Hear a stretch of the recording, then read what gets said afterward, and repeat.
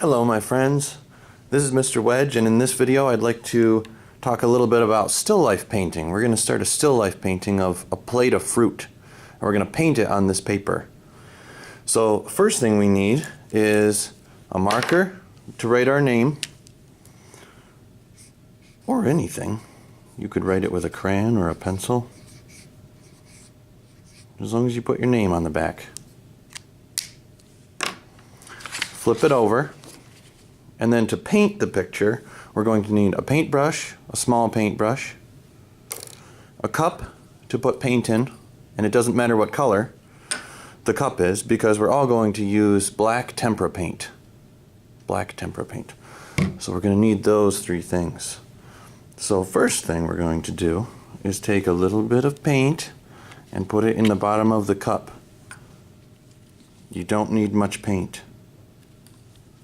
See that? That's all you need for this project. And then you can give this to a friend.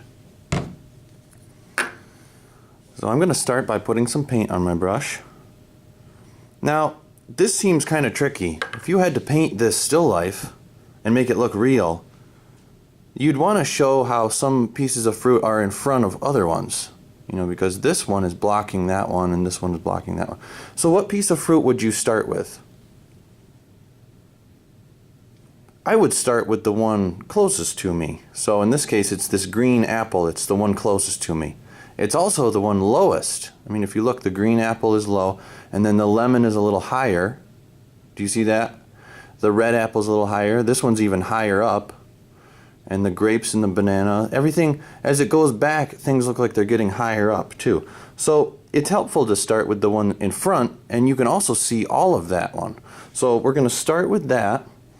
So make it about the same size. It's not perfectly round either, so it doesn't have to be. If you can't make a perfect circle, that's fine. And I see the stem on top too.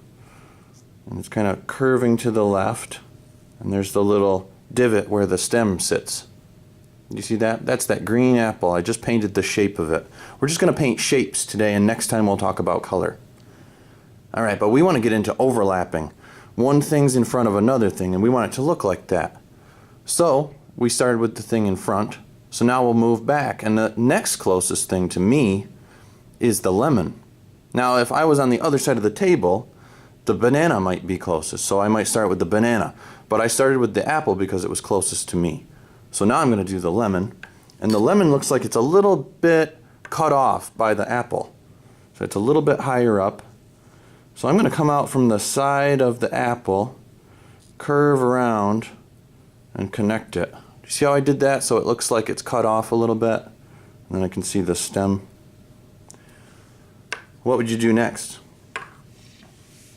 Probably this apple, right? Or you could do these grapes. I'm going to do this apple. It doesn't really matter. Just curve around. Look like it's coming from behind it. And then this stem, I don't know if you can see it, but it curves up a little bit, and this apple's on its side, so I'll do it like that. And now I can do probably this apple, because this apple is covering up these grapes. So whatever's covering something else, that's what you would paint first. And then go in and do the things behind it. And just like the apples and the lemon, every grape is covering up another grape. So start with the ones that are close to you and then do the ones behind them. They're coming out from behind those grapes. And they're smaller, but I still want to make them shapes. I'm not painting them in black. I can also see the leaf right here. It kind of curls and falls off the edge of the plate. So I'll paint that as best I can. I'm thinking about shapes. Kind of looks like a heart. And what else? Okay, so we've got the green apple, the two red apples, the lemon, we've got the grapes. There's one grape sticking up, so I'll do that one. And then there's a few more in the back like that. You don't have to paint every single grape, because nobody's going to see the real still life. They're just going to see your painting.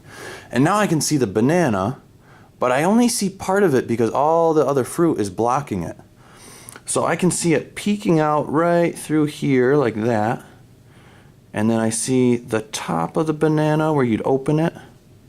And it kind of curves down like that. And that's all I see of the banana, so that's all I'm going to paint. And to make it look like it's sitting on a plate, because all the fruit is overlapping the plate, we'd paint the plate last. And I can see a little bit of the plate right there, and then it curves around, and then it disappears behind the grapes. So that's how I'm going to paint it. I'm going to draw like the real edge of the plate right there. It's going to curve around, and I'm just going to have it disappear over here, because that's the way I see it. So that's how I'm going to paint it.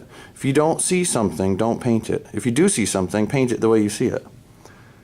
And so we have the fruit overlapping the plate overlaps the table, and the table overlaps the floor. I don't know, way up at the top of the screen, maybe you can see the floor, the edge of the table.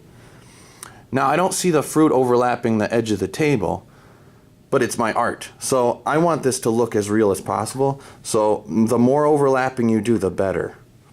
So I'm going to have the table line come right through the paper, and it's going to look like the fruit is blocking it. So I'm going to start on one edge, go straight across, but when I hit something I stop, and then I keep going out the other side, and that's overlapping. So I've got my name on my paper. I thought about shapes. I started with what was closest to me, and then I drew the things behind it coming out from behind them, and then I made the whole thing look like it's sitting on a table. So this would be the table, this would be the plate, this is the fruit, and this is the wall or the floor on the edge of the table in the back. So as long as your name is on it, we can put this on the drying rack, and then we can clean up. So work hard, have fun.